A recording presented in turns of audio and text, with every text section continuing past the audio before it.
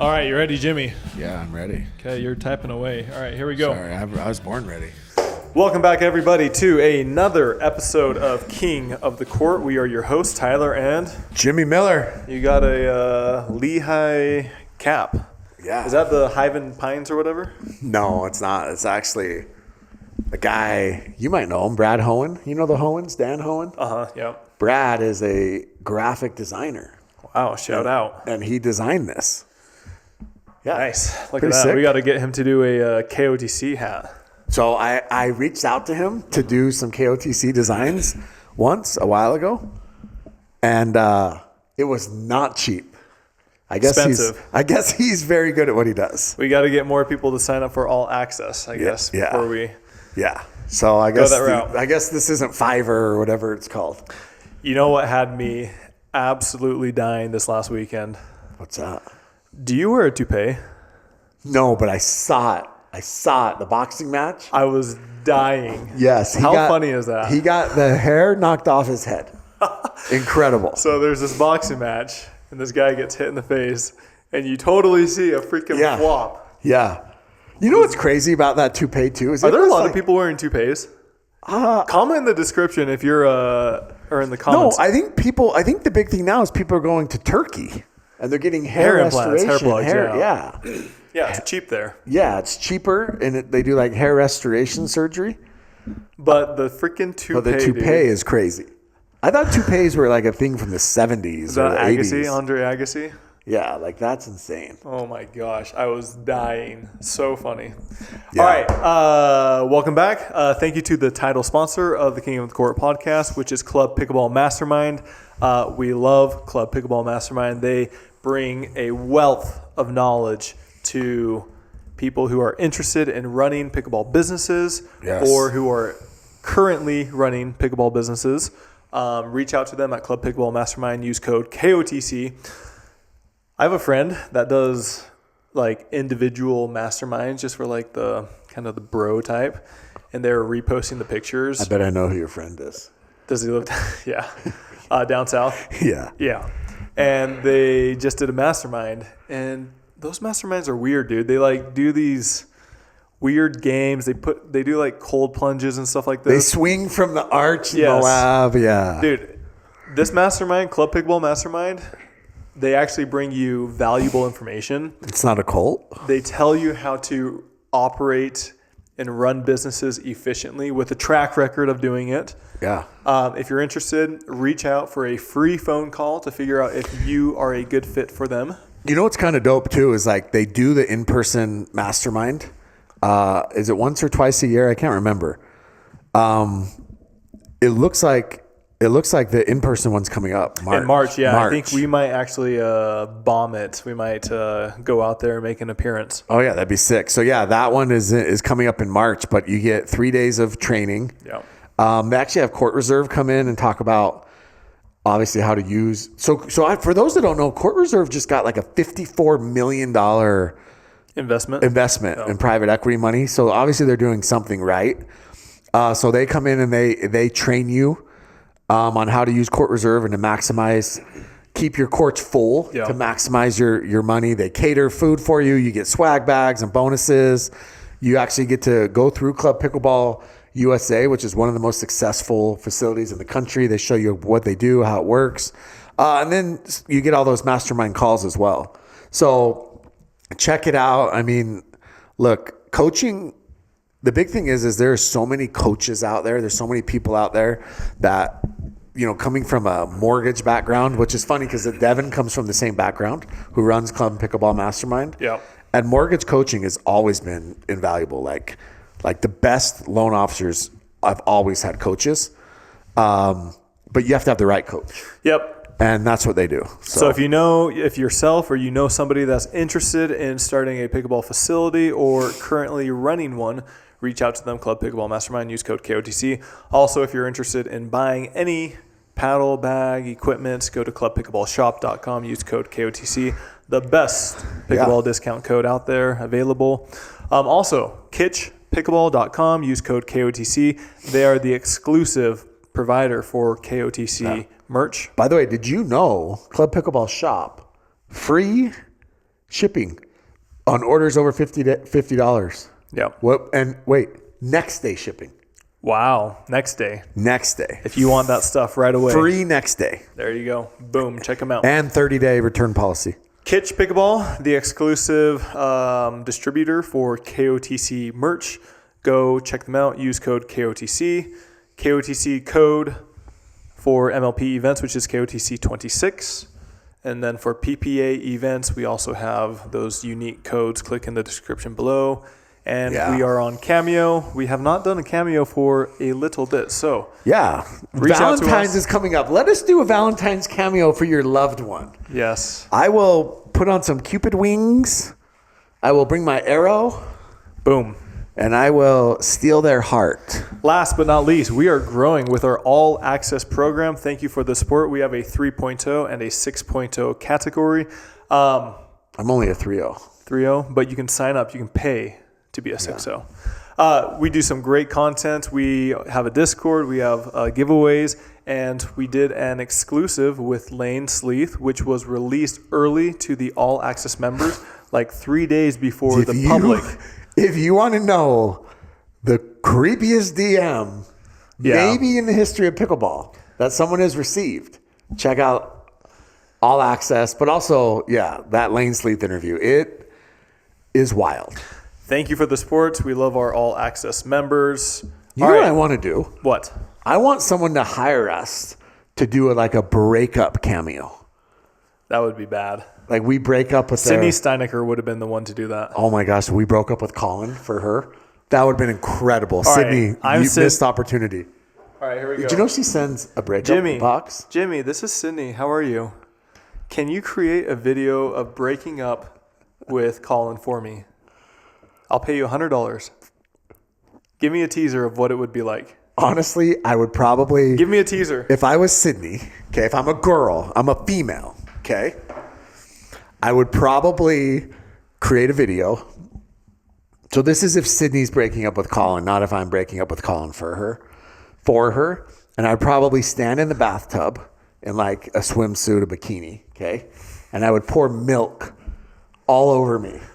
And I would say, this is the last time you'll ever get this milk or something like that.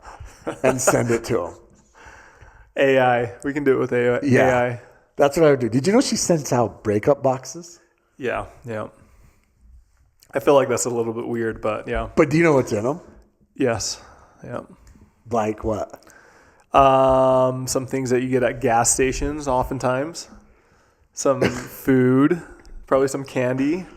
What else? There's like stuff for his next relationship, and then there's stuff if he doesn't have a relationship. Wild. I feel like that's weird. I think it's weird too, but I also think that Sydney, knowing her, it's all, as she likes to say, it's all for the plot. Yeah. And it's good. It creates good content. I hope she puts her book in there, her pickleball book, and she signs it. Boom. All right. What's her new thing called? The Project P. Project P. Honestly, it's really cool. Like she's doing these massive like raves basically for pickleball. Yeah. And she's getting supercars and DJs and probably a lot of Molly, and they're doing big pickleball raves. It's cool. So good for her. Okay, so this last week, we did not have any events, any MLP, any PPA, any tournaments were going on. No. APP has been floating in the water for I did quite have some a match, though, on Twitter. A match? Yeah, that guy, Stitch. Okay. He says nobody watches our pod, but somehow he watched it. He watched it. But, and then let me just preface this because I love a good petty argument. All right. So this dude came out with Dope Pickleball. Okay. And Dope Pickleball came up with this gold, shiny, reflective, whatever you want to call it, edge guard. Yeah. Like chrome. Chrome. Yeah. It's a cool thing. It's a really cool thing. I think that at the time, I guess he's the first to do it. I didn't look at it and be like, oh, wow, this guy's innovative and this guy's special and this guy's a genius. But I guess he was the first to do it, so good for him. Okay? They used it in the Super Bowl commercial. which, by the way, I actually helped cast that. So just so you know, they reached out to me, and I had all my players sending videos and lots of things. And then the bouncers were like, "It's a Michelob commercial. You guys own the Atlanta Bouncers. You're being stupid. Here's the players that you need to cast it." Yeah. Right? Like that was kind of common sense. So anyways, so I mentioned that he kind of came after Vulcan and Stack.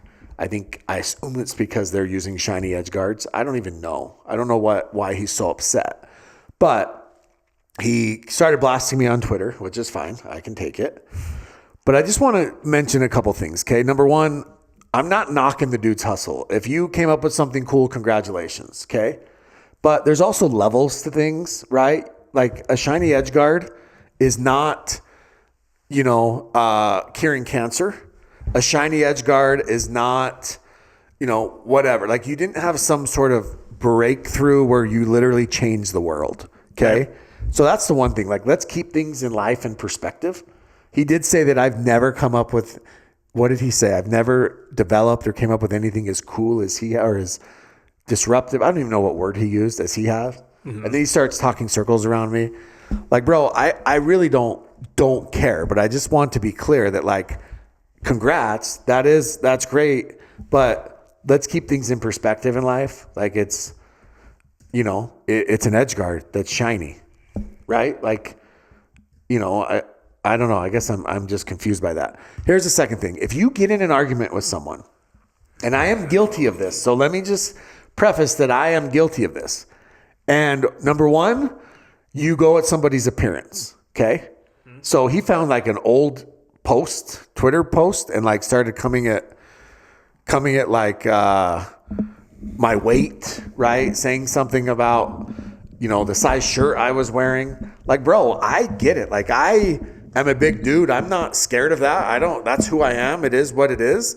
But like, that's low hanging fruit. Be creative. I've said this before. Be creative. That's not creative. How would you attack yourself if you were somebody else? Well, I'm not going to give anybody ideas, but there's plenty of other things. You guys should see his toupee that he's wearing. Yeah. Like, again, there's other things. Like, that's easy, right? That's not creative or original. That's about as unoriginal as your idea to come up with a chrome edge guard, right? So come up with something else, number one. So if you start hurling personal insults like that, like attacking someone's appearance, you lost. Okay. You just lost the argument. Like, again, it's the end of the day, you lost.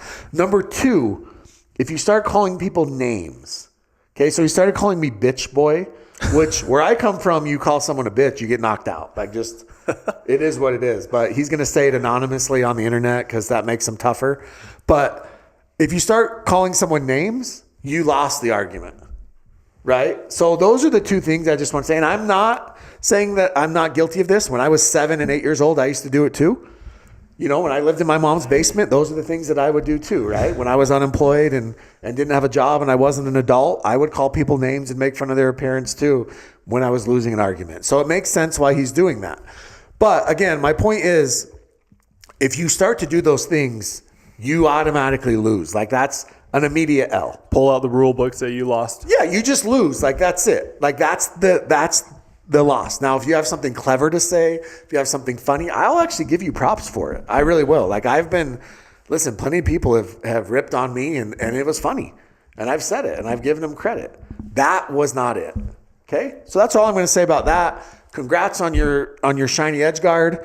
There's this thing, I don't know, if you ever discover glitter, bro, you might change the world if you discover what that is. But anyways, moving on from that, because that took way too much of my time. I just saw that dude, like, how like you read somebody's tweets or they're posting, you just see them just get pissed, and he was slamming that keyboard. I saw it in my head. Like, I'm like, this dude is fired up right now. I'm sure his mom was stomping on the floor like, keep it down there, This has been a fun side tangent. I like it. Anyways. All right, moving on. Tyler, second thing, okay? I unfollowed Nico. All right? Because I couldn't take it anymore. Okay. And that's okay. He's not for me. He might be for somebody else. He might be for you. He commented on one of our last videos. Cool. Good for him. He might, I don't know. He's not for me. And that's okay. But, like, I'm not a tariff guy. Okay. But we should raise tariffs on podcast equipment because there are way too many of these clowns making podcasts now. Like, what can we do? We need to raise the barrier of entry. I don't know how or what, but we need to raise it. All right. That's the second thing. Fun fact. I was talking to somebody that is in the podcasting space. I haven't even told you this yet, but I was talking to them at Minnesota, and they had just gotten started recently on doing their podcast. And we were talking, and they said, I don't know how you guys do it, because me and Jimmy, we've been doing this close to 3 years, and I think we've missed maybe 1, maybe 2 weeks. Bro, it's a grind sometimes. And they came up to me and they said, how do you guys do it so consistently? And I was like, yeah, it's a lot tougher than people think. Yeah, and that's the biggest thing. Like, I'll give anyone tips. Like, you want to start a podcast, we're happy to help you. We actually had a guy, I think we should give him a shout out. His name's Garrett Moreland. Murder with My Husband. Yeah, Murder with My Husband. So it's a huge podcast. They're on Netflix now. Yeah. I mean, they get, what did he say? They get 5 million downloads a month? Yeah. Something insane. Yeah. Their editing costs. By the way, I watched one of their episodes. Yeah. I see why their editing costs are so high. Yeah. It's a freaking movie, dude. It's like the Dateline. Yeah. Anyways, Tyler reached out on Instagram and he said, hey, we have some questions about our equipment. He reached out to me because I posted the question. Yeah, you posted a question and said, hey, we have some questions about our equipment. Yeah. Can anybody help? And this dude reaches out and comes to our studio and then helps us. Our former studio Before we got evicted. So now we're back in your parents' basement. See how things come full circle? Karma. No, but he came and helped us. Yeah. Like, that's one of the coolest things ever. Like, this dude. And he was a wizard with it too. And he was a wizard. He did it in like a matter of minutes. But this is what I'm saying is like, this dude has a massive podcast. Yeah. I mean, I'm talking like nothing that any of us can even fathom. Yeah. Okay. Even the pickleballers and their fake numbers can't fathom the numbers that this guy does. Yeah. Right. Like, it's insane. Like the Annalee Waters $100 million views video. Can't even fathom like the views that this dude has. Yeah. And he was willing to come out of his way and come help us, which sure. I think is cool. So for me, I'm willing, like, I don't know much, but I do want, like, if you want to do a podcast, you have questions, whatever. Like, I've gone on a bunch of podcasts. Rick Witskin wants me to come on his podcast. I'm trying to figure out when I can do that. It's got to be in the daytime. Can't those seniors? Yeah, like, look, I know by 4 o'clock he's going to be asleep and him and Klaus will be snoring in their recliners. But, yeah, I'm all about that. So, with that being said, we still need to raise tariffs because there are some people that shouldn't be doing pots. All right, back to actual pickleball. So, like we said, there was not hardly anything going on. No PPA tournaments, no MLP things. However, there was a little bit of a big announcement. The biggest name on the APP women's side is by far Sofia. The V. Sewing. Someone says you pronounce the W like a V. Yeah. So with that said, she's by far the biggest name draw for the women's side. Shockingly, it's not Jilly B, but it is Sofia. And MLP announced that she will be playing MLP this year. Yeah, so Sofia signed with MLP for 2026. She will still be playing APP in 2026. And then in 2027, she will be playing a full PPA and MLP slate. So, but we will see her in MLP this year. Real quick, I did not think APP had like these contracts. So they said that she has to play out the rest of her APP contract. But I didn't think APP had contracts, which is why so many people wanted to play them. Yeah, so I think APP started giving players contracts. Like a few of the top players? A few of the top players because, I mean, look, they're losing. But they can't be that much. I mean, at most, no, 50? But she's the cash cow, right? Look, there's a couple things. Number one, she was a high level tennis player. Number two, like, let's just call it what it is. She's attractive, right? And number three, she's kind of been like the big thing, like she burst onto the scene, right? She wasn't a known commodity before APP. Yeah. And so it's one of those things where it's like she kind of bursts onto the scene and she So she's number 1 in women's singles on APP. I'm looking at the world rankings. She has 1,500 more points than the next closest, which just to give you, and she has 3,600 more than third place, which to give you an idea, she only has 6,700 points total. So she is, she's running away with it. I don't know how they do their rankings, but it looks like she could probably not play for a year and still be number 1. Yeah. In women's doubles, she's actually third, which again is incredible. Yeah. Jilly B and Megan Fudge are 1-1. They're tied because they play together. But then, it's Sophia and Shelby Bates. But Sophia has 1,000 more points than Shelby Bates. Yeah. So, she's a top 3 there. And then in mixed, she's number 3. So, she's crushing it. So here's my question for you, though. Comes to the PPA tour. Okay, she comes to MLP first. It does sound like there's rumors out there that she might go straight to Palm Beach. Palm Beach can claim her. I don't know how that works. Seems a little weird. You pay $15 million, you can do whatever you want. Yeah, I don't know. Like, I know about expansion drafts, and usually, like, every team has to protect a certain number of players, and then the new team coming in can claim the unclaimed players. I've never heard of an expansion team being able to come in and claim the top free agent. That's crazy. That'd be like, that'd be like, Jokic, Nikola Jokic is a free agent, and they have an expansion team in the NBA, and they're like, oh, actually, we're just going to claim him. Yeah. He doesn't get to choose. He doesn't get to sign with anybody. He doesn't get to, that's wild. But whatever. That's neither here nor there, and that's MLP for you. But what are your thoughts on, because I think we need to fast forward, because MLP we don't know, but what are your thoughts on Sofia in PPA? Like, where do you see her ranking in women's and ranking in singles? I think it's great. I've always said I think the PPA especially needs a lot more women, competitive women, especially in singles and even doubles. So I love to see new blood, new competition come in. However, I am not like Tice and these other people where they are inflating their ranking without even seeing them compete. For me, it would be really hard to see her or put her in the top even 10 in singles at the moment. If I were to guess, which I haven't seen her game too much, I would put her in the 10 to 18 range for singles. I would love to see her in the top 5 or top 8. I would love it. Doubles, I don't know, 15 to 30, 15 to 25. Yeah, I think that too. I think that anywhere between 15 and 20 in doubles.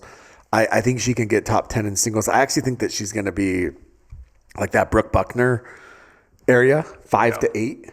In singles? In singles. Really? I think right off the bat or like a year or two in? No, right off the bat. Really? Yeah, I think that will translate the fastest for her. Look, let's look at the APP. Katarina Stewart made a good run in MLP or in PPA singles. She did. It was one tournament, but she did make a good but run. it's really the only one she's played. But and she's number 2. Amanda Hendry, Daria Waldzak, Bobby Oshiro. They're solid singles players. Yana Newell is a great singles player when she played on the PPA tour.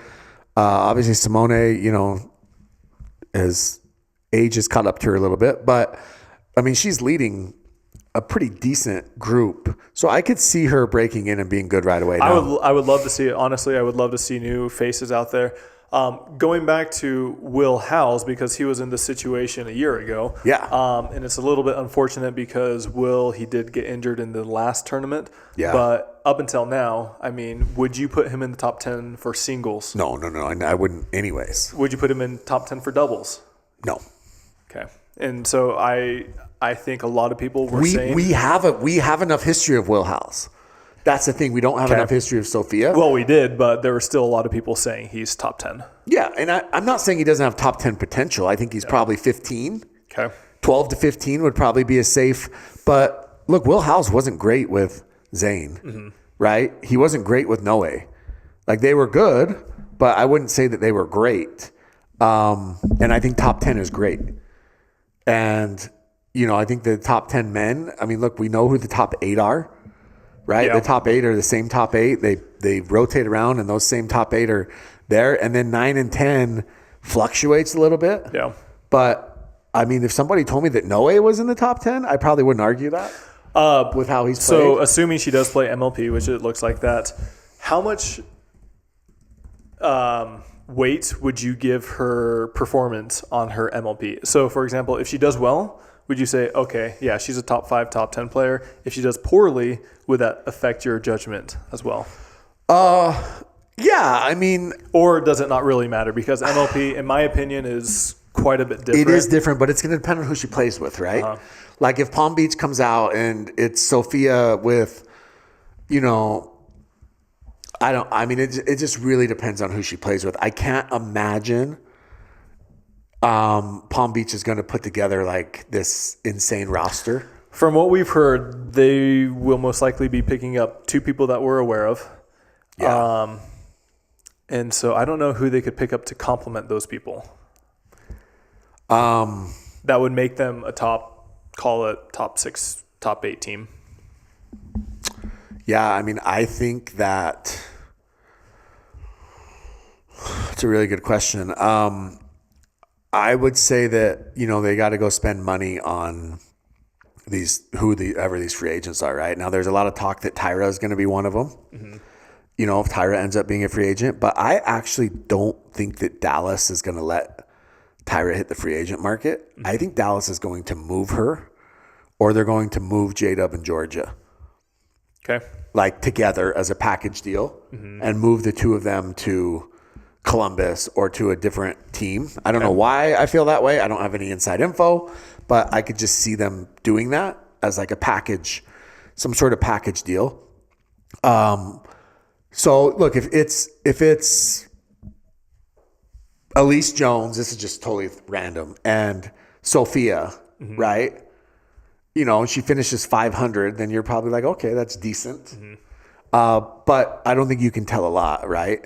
If it's Tina Pisnik or if it's, someone like that. Now, if they go trade for a top player, if somehow, you know, the Shock let Anna Bright walk and they end up getting Anna Bright and Sofia, you know, I mean, and they become the number 1 women's team, then I think you'd have to probably give a little more credence. But MLP, like you said, is a completely different animal.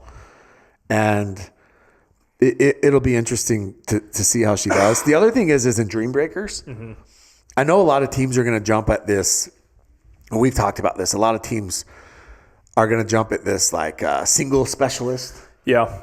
Curious to get your thoughts on that. Well, I mean, it's 4 points at a time. So I was talking with some other contracted players, and they said the same thing. They said it's only 4 points at a time. Those players oftentimes don't have time to warm up before the Dream Breaker. Yeah. They might be coming off the bench cold. And then I've said this before is with the Utah Black Diamonds, when I set out an event, they had Yates take my spot. Yeah. And they went to 1 or 2 Dream Breakers. And Yates he's for sure more of a specialist in singles than I am. Yeah. And the teams that he went up against, the results weren't anything spectacular. So yeah. Well, I mean, let's look at this. Here's a good example. I think there are a couple. Hayworth, he would be an incredible single specialist. I think Gabe Joseph would be great. I think there are a couple, but I think in my opinion right now, I don't know if they would hold as much weight as people think. Yeah, I totally agree with that. But I think, look at this. Here's a great example. Okay, Jade Kawamoto, mm-hmm. right? She was really good in Dream Breakers. Yeah. Yep. Right? Does Jade play any singles at all? None. Yep. None. But she's really good in Dream Breakers. Yep. In fact, at one point she was like, last year, I think she was probably like 70%. Yeah. And because it's 4 points at a time. Yeah. And so it's like, and she's playing, and you know, not to, obviously I love Jade, but she's playing the number 4 singles person.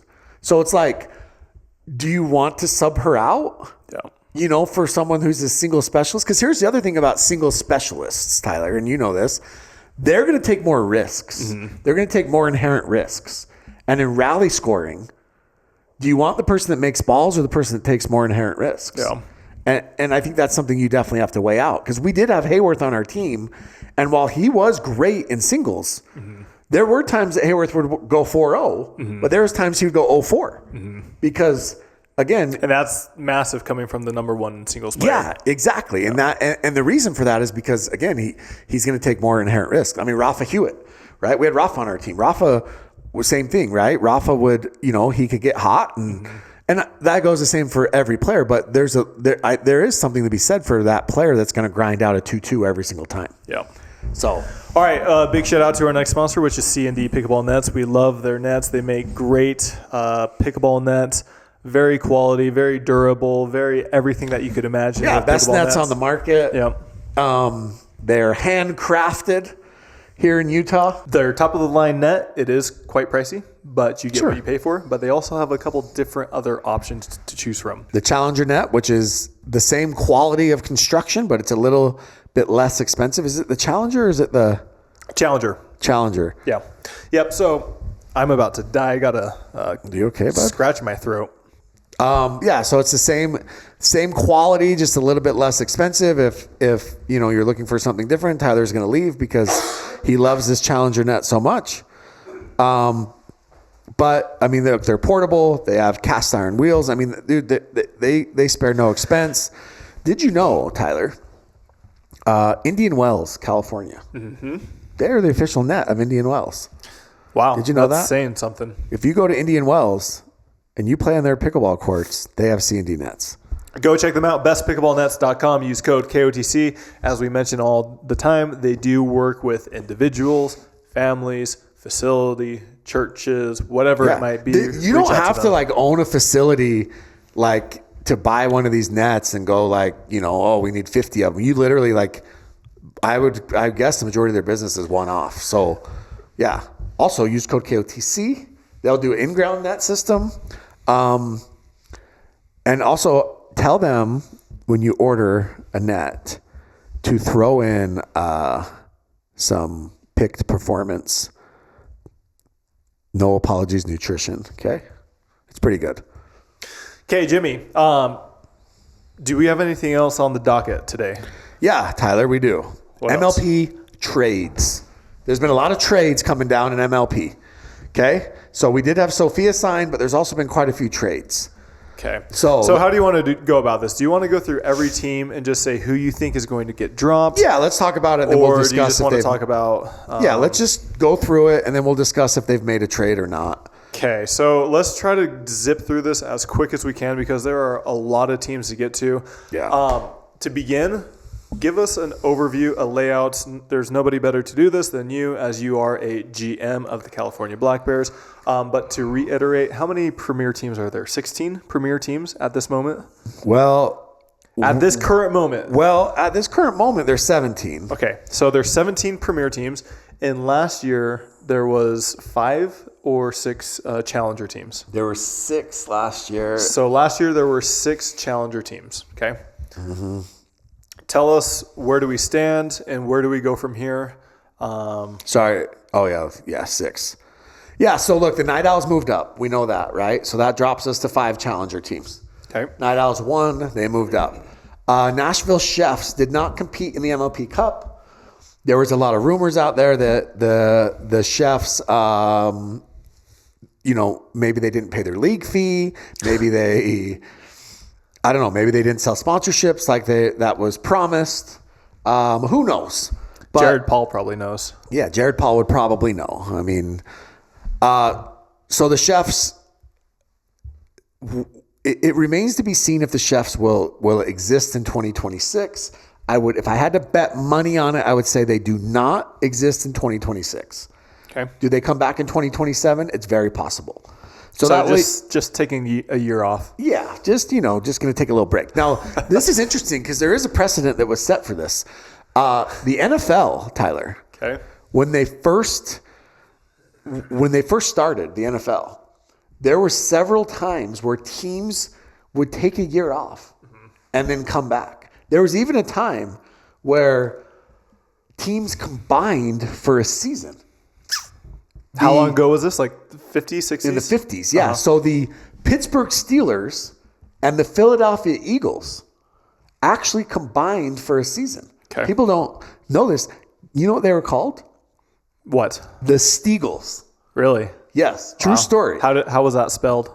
Steagles. Wow. The Steagles. Now, the reason they did this is because financial situations, right? Sometimes there weren't places to play.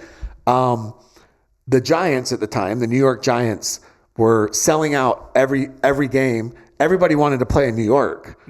Everyone wanted road games in New York because they got a piece of the road take.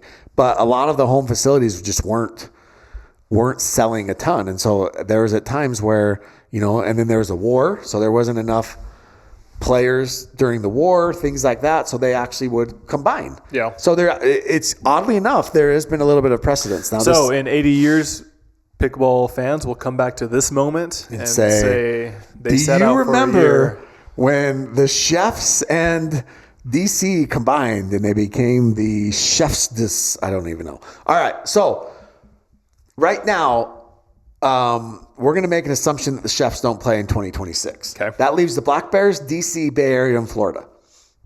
4 teams in Challenger. Can you run a 4-team Challenger league? No. Nobody thinks that you can. However, there were some from the players' opinions last year that were in Challenger. They said it was not. Fun. Yeah.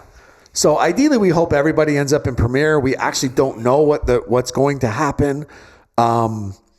Nobody's really sure, but I am going to, for assumption purposes on this podcast, okay, we're going to take a giant leap of faith, and we're going to say every team ends up in Premier in 2026, okay? When do you think this will be resolved? Well, I mean, I would have hoped by like owners' meetings and the start of the trade window opening and free agency and all of that, but again, there's a lot of moving parts. It's a new league. It's still a startup. So hopefully, I actually hope within the next week or so. Okay. So my thoughts are we just go through all the Premier teams and you give me your not too in-depth thoughts on who they might drop. A lot of these, there's some players that have already taken buyouts. They've had a visa issue, so they're not playing. Yeah. Just lots of different things. So let's start with Atlanta Bouncers. Yeah, so they've already made moves. Okay. So Jaume is going to stay. I assume they keep Jaume. They just traded Eric Roddy for Jay de Villiers. Okay. So Eric Roddy went to, where was Jay? Miami. So they traded Eric Roddy for Jay. Todd Fote is still there. They just traded Victoria DeMuzio. Is he still there? Because I thought he is no longer playing. Todd? Yeah. Well, I mean, technically he's still there, but I'm just... Okay, going through their roster. So they traded Victoria DeMuzio to the Ranchers in exchange for Caitlin Christian. Okay. Vivian David retired. Sounds like Todd's not playing. So I think that they're going to have 2 people that they keep going into 2026, and I think it's going to be Jaume and Caitlin Christian, who they just traded for. You don't think Jay will stay? And Jay. And Jay. So they're going to build their roster around those 3. Okay, Brooklyn Pickleball team. So Brooklyn is kind of an interesting scenario. Now, look, also, I don't know every single team's keeper situation. Okay, so let me just be clear. Like, there's been some rules where, you don't know all the fine print. There's rules that, like, if you made a trade, you get an extra year. Were they drafted in 2024? You can't trade with a team that was drafted. All this crap. Okay, so we have Deckel, Riley, Rachel Rohrbacher, Pat Smith, Hannah Blatt, and Jackie. Look, the smart play here would be to keep Rachel and Jackie. It's a top women's team. And then I probably, due to contract issues, I probably let Deckel walk and I keep Riley. So I keep Riley, Rachel, and Jackie. Okay. Carolina Hogs. So Carolina, just blow the whole thing up and start over. Just kidding. I actually think Carolina has a couple of decent assets. So they got Yvonne, they got Brandon French, Craig Johnson, Liz Trulick, Dana Finaro, Ava Ignatowicz. Yeah, so I probably keep Liz Trulick. I think she's had some success recently. She's a pretty solid singles player, still relatively young. And honestly, you can keep these guys for really next to nothing. So if Tom Dundon's not going to spend, if he's not going to try to compete and spend money, then you got to keep Finaro, see if she improves and gets better.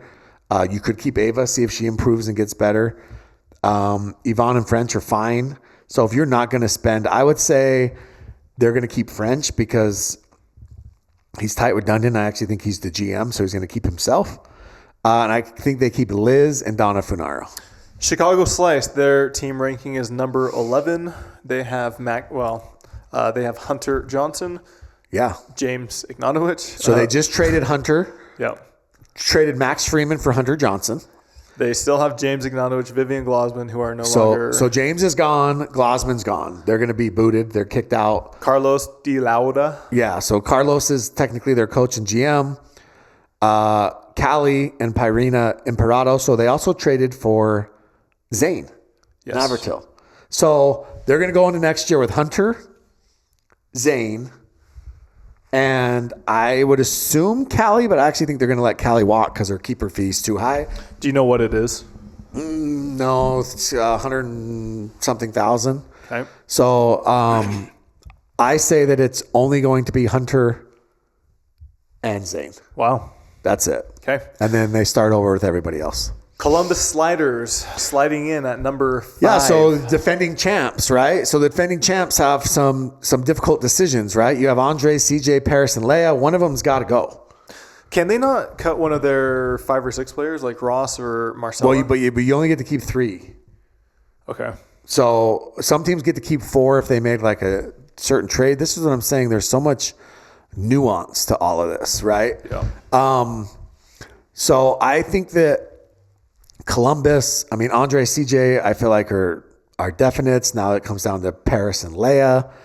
I actually think they trade Paris and keep Leia. Wow. Okay. Yeah. All right, moving on to, did we do Yes, Dallas Flash Pickleball. Yeah, so I said this a little bit earlier. I could see that I could see J-Dub in Georgia for whatever reason. Their team ranking is number 2. Yeah, I could see them for whatever reason getting moved. If they don't get moved, then like as a package deal, right? Because Julie wants to keep her kids together, obviously. And honestly, J-Dub's way more effective with Georgia in mixed. They don't really have a lot of history playing with other people. If not, I think Tyra is the play. You let Tyra walk and then you try to rebuy her. Here is the problem. If Tyra hits the free agency market, you are having multiple teams bid for her. Multiple. And so it'll be interesting what happens. But so last time there was this free player bid auction. Yeah. Players really didn't go for that much. Do you think they will stay at the same price, or do you think they'll actually go up this time? They did not. That's true. But there wasn't as big of the names hitting the free agency market that we're going to see this time, right? We know Tyra or one of those 4, or Tyra, J-Dub, or Georgia has to hit that market, right? Mm-hmm. I think Roscoe's value has gone up. Now, do I think he's going to get massive money? No. Wouldn't shock me if someone traded for Roscoe and tried to get him because, again, they can't keep him and he's playing well in singles. And then, but if Tyra hits, if Gabe or Anna Bright hit the market, then I think those guys will see.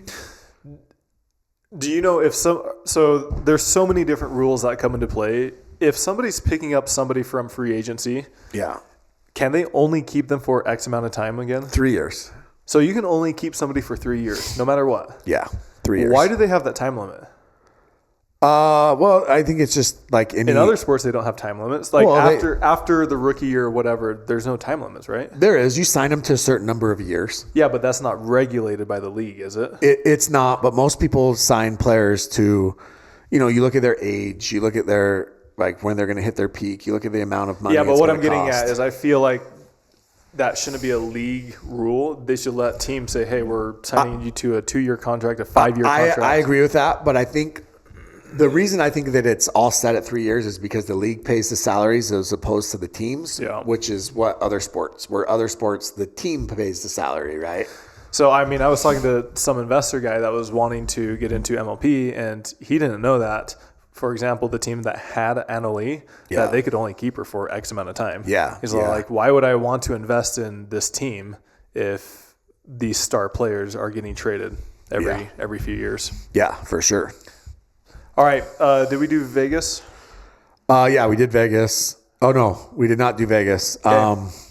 So this is the team that came up from Challenger with Brooke Buckner, Pablo Tejas, James Delgado, Chow Yi Wang. Yeah, so Chris Patrick helps run this team, and I actually think he's pretty tight with Delgado, and he's pretty tight with Brooke. I think those two get kept. I think they try to move Pablo and they try to move Zoe for some money. Okay. Are those, I mean, obviously they are premier level players. Do you think there would be demand for those? Yeah, I think so. I think they could both help teams for sure. I think I think that there's a team out there that would take both of them. All right. Los Angeles Mad Drops. So look, Thomas Wilson's gone. I mean, so to speak.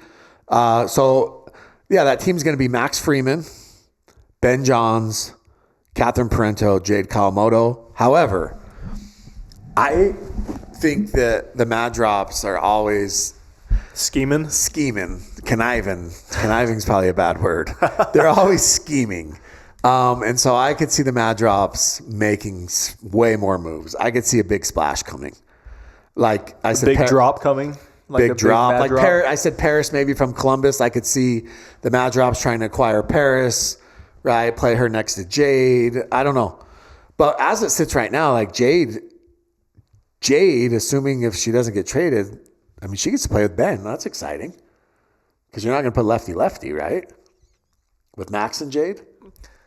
You wouldn't think, but... You never know. Yeah. I mean, lefty-lefty is the same as righty-righty. Yeah, true.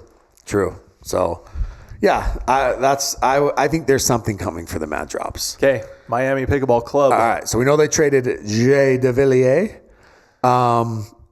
They really liked Yuta. I thought Yuta played pretty good the end of last year. I think they're pretty high on Maya Bowie. And then I would say looking at this roster, I probably keep Tammy Emmerich as well. I think she's solid player. So I'd probably keep those three. So they don't need to make a trade because they already traded for Jay. Is that right? Yeah. Well, they traded Jay for Roddy. So maybe they're going to keep Roddy. I don't know. Okay. I'm learning something new every time we talk about MLP. All right, New Jersey's fives. So the fives, look, it's Will Howells, ALW, Noe, Megan, Mari. This is interesting because you keep ALW, obviously, right? Zane got shipped out for cash. Now, here's the question. Do you keep – I think you keep – my opinion is you keep Megan. And then you keep either Will or Noe. I think Noe is playing better than Will, if I'm just being 100% honest. But Will also got to play with Annalie Waters. Yeah. And Annalie probably has her choice on that, right? If she wants Will or Noe. And Will is kind of her partner. But I wouldn't put it past them. You have Will, you have Noe. They're pretty big trade chips. Mm-hmm. You just got cash from Zane. You have Mari even. Do they go make a splash? No. Right? Do they go get a big name player that's out there? You know, I mean, I don't know. I could see that happening though. Okay. New York Hustlers, they came in at number 16. Let's just skip them like they skipped the season. All three of their women are no longer playing. Yeah. I mean, one of them's trapped in Australia. The other one has tummy issues. And the third one, her husband didn't support her. You can decide who was who. Okay, Orlando Squeeze. All right, so the Squeeze, you got Fed. Here's the thing is, I don't feel like the Fed, Dylan, I mean, right now on paper, it's Fed, Dylan, and Millie, right? I think Fed gets moved, though. Okay. You don't think he's more of a Squeeze staple than Dylan? I mean, I think he is, but I think that if you can get money. I mean, he's Florida-based. Well, I guess Dylan is too. Yeah. But. Yeah. Okay. All right, so this new team, let's see what they say. Palm Beach Royals. Yeah, there's nothing there, but we know they're going to have Sofia, and it sounds like they possibly get to keep one other player. From what I've heard, it's most likely going to be a junior. Yeah, it could be. There's talks that it could be Will McKinnon. There's talks that it could be – I mean, there's a ton of different names being thrown out. Okay, Phoenix Flames. So, look, Phoenix, it's pretty easy. We know kind of what their play is. It's going to be Jack. It's going to be Tyson. It's going to be Jeannie B. Jesse's going to hit the free agent pool. It'll be interesting if Jesse is that player who, you know, you add her to a roster of 3, mm-hmm. right? And, you know, maybe she pushes you over the edge. Yeah. right? Because, I mean, that's a solid veteran player. She's not there for singles, but doubles. But she doesn't need to be anymore with the new rules. But if she's there at the number 3 spot, wouldn't she be taking up essentially a single specialist spot? No, you can sub her. But what I'm saying is maybe but why not? I'm saying a team that has 3. So say, I mean, just for an example, right? They wouldn't do this, but say Brooklyn keeps Riley, Deckel, and Rachel, right? You could slide Jessie into that other female spot, and they'd still be a pretty good team. Okay, I guess my point. And there's got to be a team out there that's interested in that. All right, SoCal Hard Eights, Tim Parks.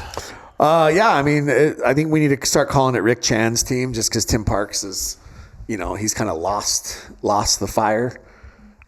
Maybe he still has the fire, but I'm just trying to motivate him. I do have a weird question though.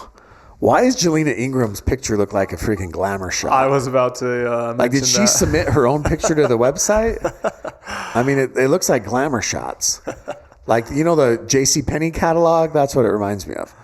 JLG's looks like his own picture too. So Ryan Fu is gone. So I think it's got to be Blaine. It's got to be JLG. Actually, I'd probably go Blaine, and I would keep. Oh, they can't keep Kaylin, I think, is what someone said, because she was picked up. No, she was acquired from St. Louis in exchange for. Let's see. But I think she was a pickup. So this is the other thing, is maybe just because the player's on your roster, they could have been a free agent pickup by another team, and you can't keep them. But I'm going to say they keep Blaine, JLG, and Jelena Ingram. St. Louis Shock. So the Shock are interesting. If I'm the Shock, I drop Anna Bright. And I keep Gabe, Hayden, and Kate, and I go. Wow. And I go and try to rebuy Anna Bright. Okay. Right? I mean, I'm worth billions of dollars. I've got tons of money. Why would you not go and try and rebuy Kate? Well, Kate, you have for 3 years. They just rebought her last year. Yeah, but I mean, you would be able to pick her up for a lot cheaper than Anna Bright. That's true, but if you already have Kate for 3 years, do you want to? I guess you could drop. They have to drop Hayden, Gabe, or Anna. Yeah, one of those 3. Well, they could. They can't drop Kate. No, because you get 2 players for 3 years and 1 player for 2 years. Gotcha. So they could drop Kate, but they still have to drop Hayden, Gabe, or Anna. Gotcha.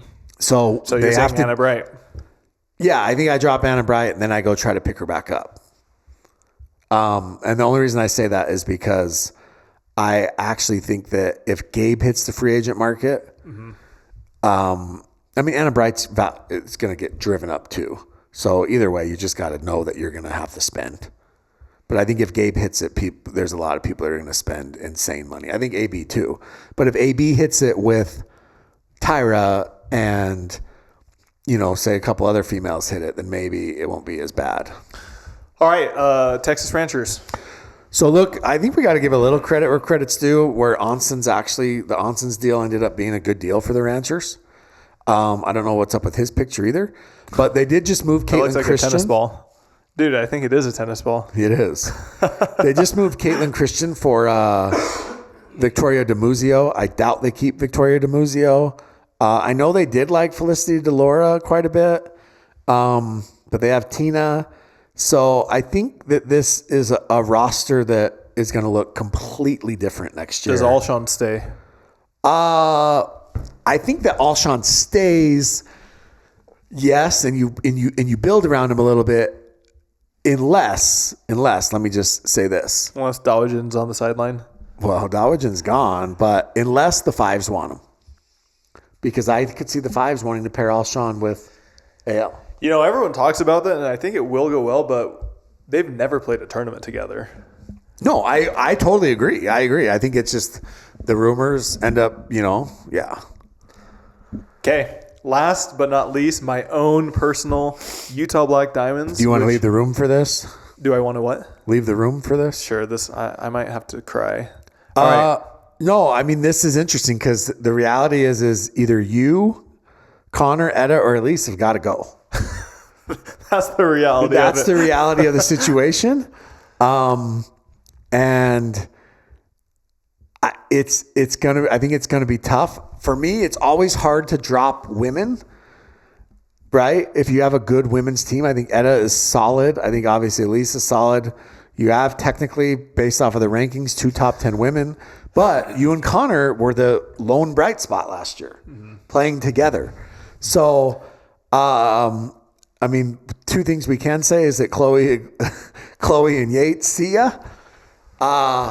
This will be interesting because I actually think that it's going to come down to you or Connor Garnett. Okay. You don't think Etta playing a reduced schedule would have anything to do with it? But maybe. That's another thing. Yeah, possibly. But she's still playing all the MLPs. Yeah. But yeah, I don't, Tyler, I honestly don't know what Utah does. Interestingly enough, it's kind of a good problem to have because I actually think you guys have a pretty good team right now. It's tough because I was talking with Elise and I mean. The reason I think it's going to be Connor is because his cost is much, much higher. Yeah. Well, because he doesn't live in Utah anymore. Now, here's the other thing. Etta's cost is high too. Even with the trade? Because she got traded or whatever. But it's still what her original draft fee was. Those things I was thinking about as well. And so it just depends on what management wants to do. Yeah. Because you can make a case for almost everyone except for Elise. Yeah, but that's what I'm saying is I think that the Etta and Connor's cost to keep are going to be higher. Yeah. I think mine is around 30,000, which is relatively low considering. I think Connor's is around 70,000. I have no idea what Etta's is. Yeah, I thought Etta was like a $300,000. $300,000. The only thing I could think is, I mean, like I said, all the players, we enjoy playing with each other. We all talk, everything like that. If they dropped one of us and then they tried to re-get us again. Yeah, for sure. Okay. Anything else? No, I was trying to see what the... Oh, here we go. Let me see. I can actually tell you exactly what the draft analysis is, Tyler. What do you mean the draft analysis? Like how much? Etta's cost was. Who was Etta with before she was with you guys? Hogs. That's right. And then from there, where was she before? Oh, she was with Ranchers. Ranchers to Hogs, and then Hogs to Diamonds. That's right. Okay. So let's see what her Ranchers right there. 100. Let's see. Wait, what's her draft cost? So she's $157,500 to keep.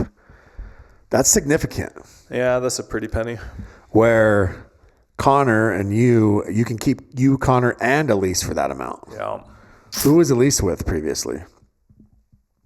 Do you remember? You're 29,000. Connor's 70. You're 29,000. Yeah. What is Elise? She was with Breakers, Bay Area. That's right. Let's see. Elise is 9,000. Yeah. So Elise is staying. Yeah. So Etta's cost is more than all 3 of you combined. Wow. So it could very well be Etta, just based off the cost. Okay. We have to give a big shout out to our next sponsor, which is Vulcan Pickleball. We love Vulcan. As we teased last time, they do have a new paddle that is coming out, and it tests at the hottest of all the paddles out there. So if you're looking for power, it will be one of those paddles that have a lot of power. Also, the V Pro Flight is incredible. The official ball of pickleball is the Vulcan V Pro Flight. So if you want to play pickleball and have the official ball of pickleball, you're using the V Pro Flight. Nothing else. Yeah, it is the official ball for Duper, of pickleball, of everything in general. Look, I actually talked to somebody from... Look at this picture. Isn't that cute? Oh, yeah, I didn't even realize who that was. He looks like he should be in the K-pop band. I was actually talking to somebody who is a member of the largest online retailer in all of pickleball, and he freaking had nothing but great things to say about the V Pro Flight. Actually, said he absolutely loved it. So, and then paddle launch coming. Get ready. It's going to be freaking massive. Do we have an official date? March. So you can buy them in Picklers starting March 11th. Okay, so we're still another 4 or 5 weeks out. Yes, but they will be available. They will start shipping. They're taking pre-orders now. They will start shipping to the general public. And they do have the Chrome Edge Guard. They do have the Chrome Edge Guard. Are we paying royalties to people? No, but I want to send them one just for fun, just like to be nice because I'm a nice guy. All right. Thank you for the support, Vulcan Pickleball. Also, check out Stack Athletics, the S asterisk. Yeah. S asterisk. S with the asterisk. Yep. Yeah. They have great clothes. Nick Kyrgios wears them at Australian Open. Yeah, did you what see more that? do you need? Dude, he was on Piers Morgan wearing the freaking jacket. All right, you ready for some questions? Yeah. Okay, somebody said, why did Roscoe get on Pickleball TV and not you guys? Actually, because they're cool, okay? Does his dad own Pickleball TV? I don't know. Yes, Did he start the tennis channel? Tennis channel, Or he used to. He used to. Maybe he doesn't own it anymore, but I don't know. Ask Pickleball TV that. Why do people hate lobs so much? I defensively lob a 6'3" person 2 times, and he basically quit. Really? That guy's freaking weak. Yeah, I think it's just a tough change of direction. It's hard to track him down. But honestly, if they hate it that bad, keep doing it. Just like, do you remember when when I think it was Lucy was lobbing Annalie and Lee in the sun? Yeah. Over and over again, and they got pissed off about it. And then they for the next year, every time they got interviewed, they talked about how much they hated lobs. Yeah. Yeah, keep doing it. Why was there no pickleball on the first no football weekend in 17 weeks? That's actually a very, very good question. They should have pushed Minnesota to that. But I don't think that pickleball is at the point where they're considering other sports schedules yet. Yeah. But yeah, that's actually a great... Who is that? They should be the scheduler. Because that's a great point. Lee Smee is the name. Lysmi. Okay. Do we think Jimmy, that Annalie, is not on center for all her matches now? She hasn't been. She's been playing on grandstand a few times. Yeah. I think her first few matches when she's winning 0-0, she's not going to be on center. But once she hits after round 1, probably she'll be on center. We need more info on Sofia. It's what the people want to know. So we talked about her quite a bit at the beginning of the show. Yeah. All right. Also, somebody said, our guy Mark said, what are your predictions for the Shock and Flash? Who do they drop? Continued, do they buy them right back? Would you expect a bidding wars for those drops? Yeah. So I think there's about 5 teams that have the money to go out and get whoever they want. I think there's a lot that have the money, whether or not they want to spend it. I think there's about 5 that will spend it. And I think that Brooklyn is a team that I wouldn't put it past them to go out and spend. Like if Gabe hits the market, I could see Brooklyn going out and spending Gabe, right? Because now you have, say, Riley, Gabe, Jackie, and Rachel, right? I could see that. I could see the Mad Drops, right? If Gabe hits the market, now the Mad Drops are like, look, Max, you're great, but we can get Gabe to go play with Ben. Yeah.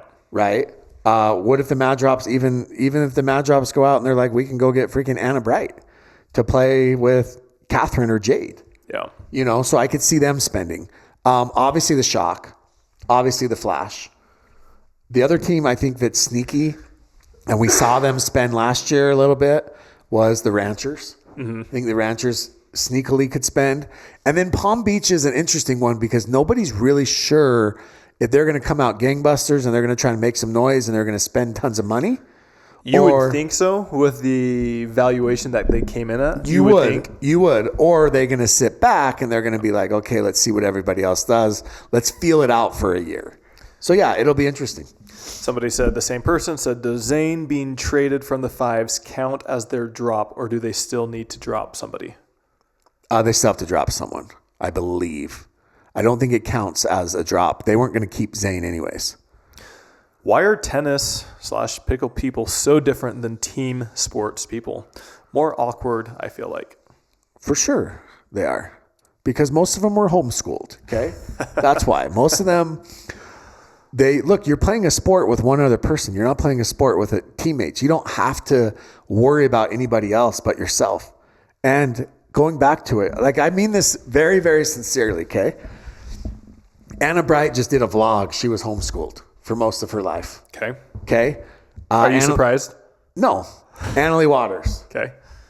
Christian Alshon. James Ignatowicz. There's a Tyra Black. Like, these aren't kids that are going to public high schools. Like, and that's not, but you grow up differently. Yeah. When you're traveling 300 days a year from the time you're 8, 9, 10 years old, you just grow up differently. And you're not worried about the guy next to you. Somebody said, coming from tennis, why do you put your pointer finger behind the paddle? Have you tried without it?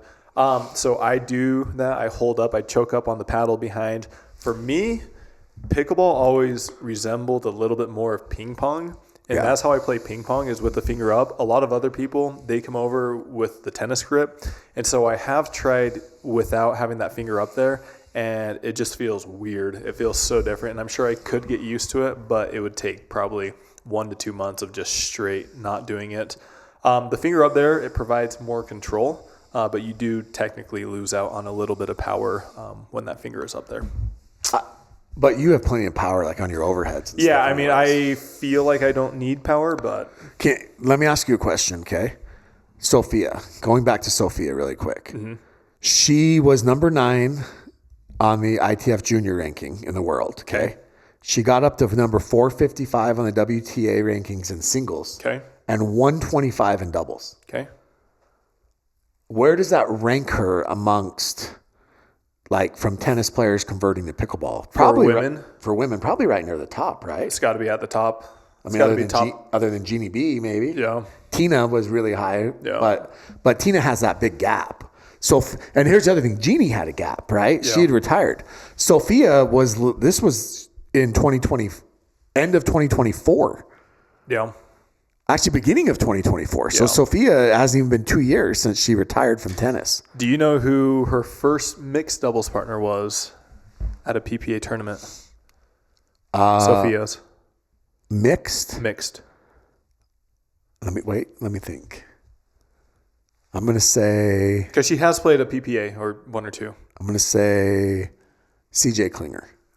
If I'm not mistaken, it was your favorite player, Colin Johns. Oh, so I do remember Colin. Yes, I do remember her playing with Colin. You're right, because Colin was really high on her. Yes, yeah. Yeah, I do remember her playing with Colin. Yeah, I mean, it'll be interesting to see. She also has 4 ITF singles titles and 14 ITF doubles. Listen, her history looks incredible, but as we've talked about multiple times, in my opinion, it does. Your tennis pedigree, your tennis history, your tennis success does not really translate to pickleball success. I agree with that, but she joined APP full-time in 2025, and in her second event won a singles title. She also won 3 of the next 4. Yeah. So, I mean, that's impressive. But again, look, like we said, it doesn't. But she is one of the ones who is closest to the end of her tennis career starting pickleball. The other players that were like that, Tyra Black, had just finished her tennis career and was still young. So that's, I don't know. We'll see. She's 26. This is a little bit interesting. We've never heard this before, but there's a pro pickleball player that is actually picking up tennis again and trying to go pro. Really? Who? Dominique Schaefer. Oh, really? She's playing pro tennis now. Oh. Well, attempting to. Interesting. Yep. Yeah, I mean... you don't hear of that too often. You don't hear it going the other way, but I do know that in juniors, she was as good as it gets, I hear. Yeah. Somebody asked, when is Tyler partnering with CG again? Well, if we're on the same team for MLP, we'll be playing that, but that is up in the air. As of now, we don't have anything scheduled, but I think both of us are very open to competing. We're still good friends, unfortunately. We still talk quite a bit at tournaments and do dinners and warm up each other and everything like that. So we're on good terms. I think we'll see how the next probably 2 to 3 months go for both of us. And then kind of reconnect there. I mean, there's only been 2 or 3 tournaments for this year, but I wouldn't say he has had a crazy amount of success. He's kind of been doing what me and him would have done, and I also have not had success without him. Does that make you feel better that it wasn't you? I mean, it's a little bit too early to tell, I think, but it's reassuring. Okay. Are you rooting for him to lose? Of course. It's fair. No, I'm just kidding. I love Connor and Augie. What's coming up? Cape Coral? Hold on. Next quick week? question for you. Okay. Do you like it? Love it. Does it bother you when these MLP teams, when they do these, I don't want to say sappy posts, but when they do like a farewell post? Dude, did Hunter die? The Hunter Johnson farewell post was very, very dramatic. Like, sorry for the mad drops, but that was extremely dramatic. And maybe I've become callous to it because nobody makes more moves than we do. And we've had the entire UPA roster on the Bears. But it was very, very dramatic. I'm just curious your thoughts because some teams do it and other teams don't. I think it's more important to make sure that you contact the player, you make the call, you're a professional organization. There's a lot of organizations out there where players literally have said that they've gotten zero contact when they've been moved or traded. So I was playing with Callie Smith when they traded Max for Hunter, and she had zero idea. I asked her, I said, how do you feel about your new teammate? Yeah. And she's like, what are you talking about? Now, the one thing I'll say is, like, if you make a move as a team, I'm not sure you have to run that by the players, but if you trade a specific player, like if Callie was playing with you and she found out she got traded while she was on the court with you, you got to probably make that call first. And the league, just to be clear, the league sends out a thing when you submit a trade, and they give you a timeline to alert the players. Before they release it publicly. So it is up to the organizations. Now, there has been times like, I think it was Rafa or Juan, one of them, where we were unable to reach them or connect. And so we actually had to do it over text message, which is never ideal. But at least we alerted the player of it. And honestly, it's 2026. Like, a text is probably even more formal than a phone call these days. Last question. They said, if the new singles courts are accepted, I'm curious how the logistics would play out. Would lines become permanent? Poles for a shorter length net? With the current net, ATPs would be harder to hit. I'd also be concerned during doubles for the optics and the ball skidding more. Yeah. I'm just going to be honest. I think that this thing I think they're going to try it. It's not going to work, and we're going to move on. How about that? I would agree. Yeah. So before we even get into all the logistics and how it's going to work and how they're going to have to literally change every single court and then change them back, I don't think it's going to work. Not that it's not going to work, but I just don't think it's going to be that entertaining. Go play ping pong. Anything else, Jimmy? No. Okay. If you made it this far, please do us a big favor. Hit that like and subscribe button. 2026 is going to be our year. We have so much in store. If you're interested in more content, we are sticking around for even another. Do you like that we have a table? Nobody else has a table. Everybody else has chairs and they face each other. I know. We have a table. Do you guys like that? I always wonder that. I'm serious. I don't mind it. I feel like it makes me feel more secure being behind a table, so I can hide myself and guys don't come after me. A lot of people don't realize is the other setups, they probably do look a little bit nicer, but that also means more cost for editing, for more camera equipment, and it takes a lot longer to edit. Bro, that guy, he was spending more in editing costs. Nobody watches this anyways. $10,000 a month in editing costs. $10,000 a month he was spending in editing. Yeah, that's insane. We could make that work. That's absolutely incredible. You would need 25 million views off of a viral video and claim that it's part of your podcast to do that. Yeah. Anyways, if you made it this far, please do us a big favor. Hit that like and subscribe button. We are going to make some new content right now as we speak for our Access members. Dude, do you get because you guys are the ones supporting us. Do you get these stupid phone calls for a loan, the loan department? I don't answer any number that I don't have. Literally the loan department. I'm so over it. I'm going to lose my mind. Yeah. Anyways, dude, we're growing in numbers for our Access members. How many All Access members do we have now? Do we make it public?